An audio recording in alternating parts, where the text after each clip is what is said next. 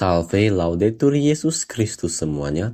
Banyak orang bertanya, khususnya yang beriman sebagai Kristen Katolik atau Kristen non-Katolik, atau bahkan juga non-Kristen mengatakan atau bertanya, Ekaristi itu kanibalkah?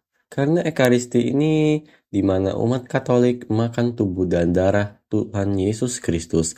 Dan ini bukan simbol, melainkan asli dan sungguh tubuh dan darah Tuhan Yesus Kristus. Jadinya itu makanan manusia dong, jadinya kanibal.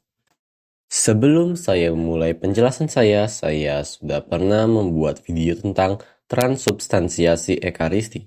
Bagi yang mempertanyakan apakah transubstansiasi itu alkitabiah atau tidak, saya harap penjelasan di video saya yang sebelumnya ini bisa menjawab pertanyaan saudara. Baik, mengenai pertanyaan di video ini, untuk menjawab hal ini, kita harus tahu apa arti dari kanibalisme. Kanibalisme adalah konsumsi bagian tubuh manusia lain, baik yang suka, sama suka, maupun tidak. Jadi intinya kanibalisme ini adalah praktik memakan daging sesama manusia. Mereka makan daging yang sudah mati. Dan yang mereka makan itu substansinya hanyalah daging manusia biasa yang sudah mati. Jelas ini beda dengan Ekaristi. Ekaristi kita tidak hanya mengkonsumsi tubuh dan darah Kristus, namun juga mendapat esensi ilahi juga. Karena substansi yang hadir di hosti atau roti dan anggur itu bukanlah hanya tubuh dan darah Kristus, melainkan juga jiwa dan keilahiannya. Katekismus Gereja Katolik mengatakan, cara kehadiran Kristus dalam rupa Ekaristis bersifat khas. Kehadiran itu meninggikan Ekaristi di atas semua sakramen, sehingga ia seakan-akan sebagai penyempurnaan kehidupan rohani dan tujuan semua sakramen. Dalam sakramen Ekaristi Maha Kudus, tercakuplah dengan sesungguhnya secara real dan substansial tubuh dan darah bersama dengan jiwa dan kealahan Tuhan kita, Yesus Kristus, dan demikian seluruh Kristus.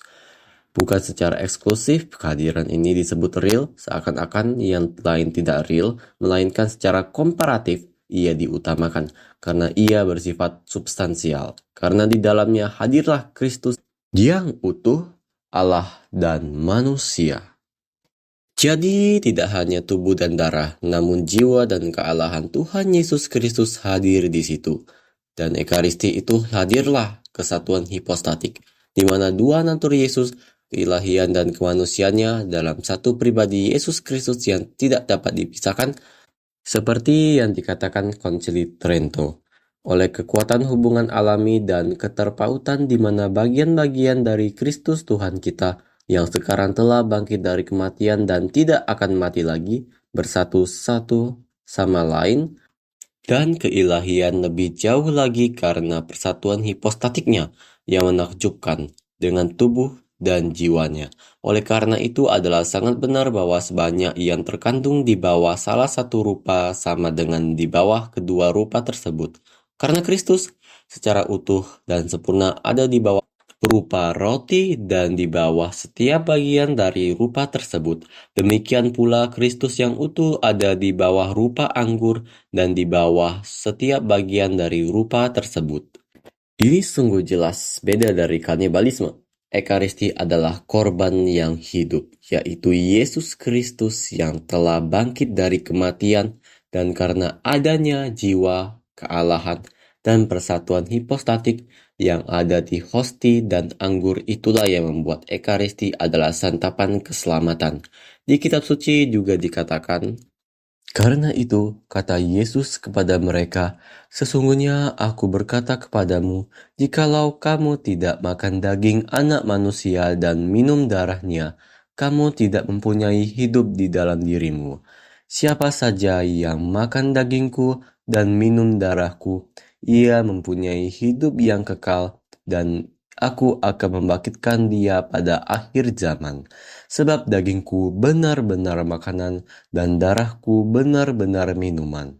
Siapa saja yang makan dagingku dan minum darahku, ia tinggal di dalam aku, dan aku di dalam dia. Itu bacaan dari Injil Suci menurut Santo Yohanes bab 6 ayat 53-56.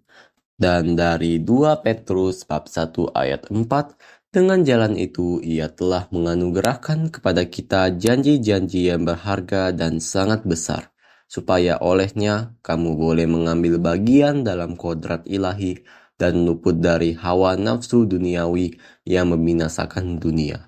Di kitab suci dikatakan jika kita menerima Ekaristi, kita akan mendapat hidup kekal. Maksudnya bukan hidup selamanya di dunia, namun hidup di surga. Dan oleh karena itu, kita menerima kodrat ilahi yang ada di Ekaristi.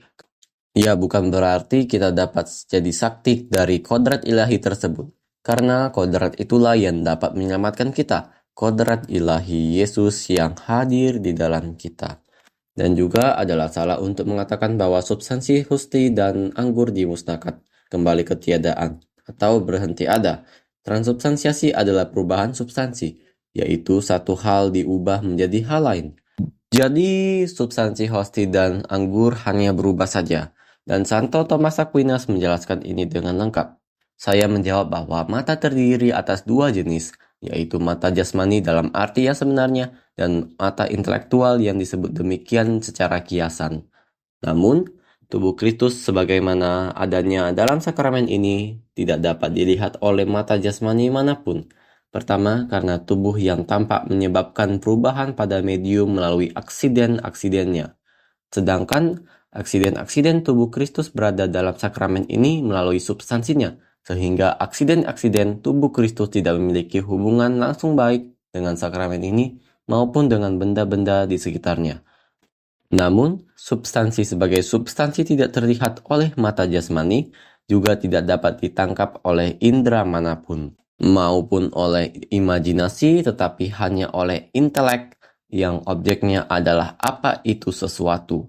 Oleh karena itu, secara tepat tubuh Kristus menurut cara keberadaannya dalam sakramen ini tidak dapat ditangkap oleh indera atau imajinasi, melainkan hanya intelek, yang disebut mata rohani.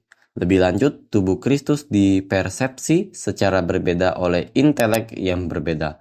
Karena cara keberadaan Kristus dalam sakramen ini sepenuhnya bersifat supernatural, maka keberadaannya secara hakiki terlihat oleh intelek supernatural, yaitu intelek ilahi, dan akibatnya oleh intelek yang dimuliakan baik malaikat maupun manusia yang melalui kemuliaan yang turut serta dalam intelek ilahi melihat semua hal supernatural dalam visi tentang hakikat ilahi.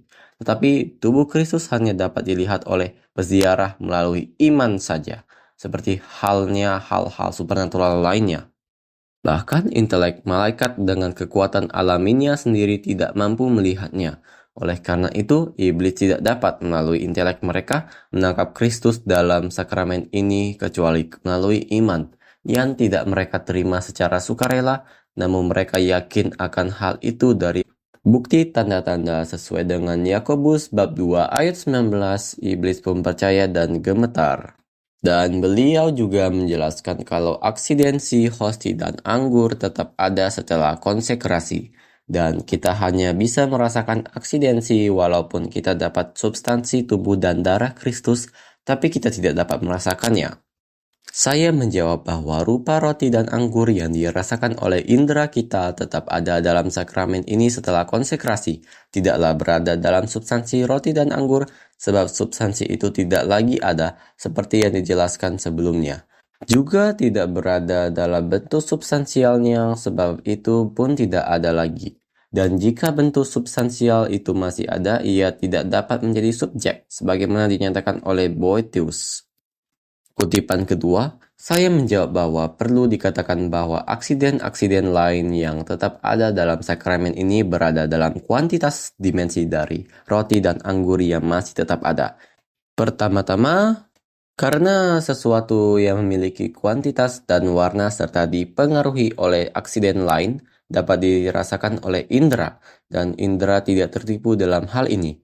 Kedua, karena disposisi pertama dari materi adalah kuantitas dimensi, oleh karena itu Plato juga menetapkan besar dan kecil sebagai perbedaan pertama dari materi. Jadi memang substansi hosti dan anggur telah menjadi tubuh dan darah Kristus, namun aksiden hosti dan anggur tetap ada.